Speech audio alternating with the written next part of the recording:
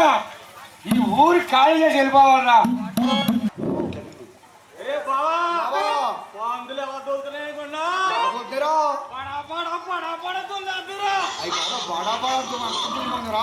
రే బావా నేను ఎలా తొక్కున్నా వెనకాల బావా.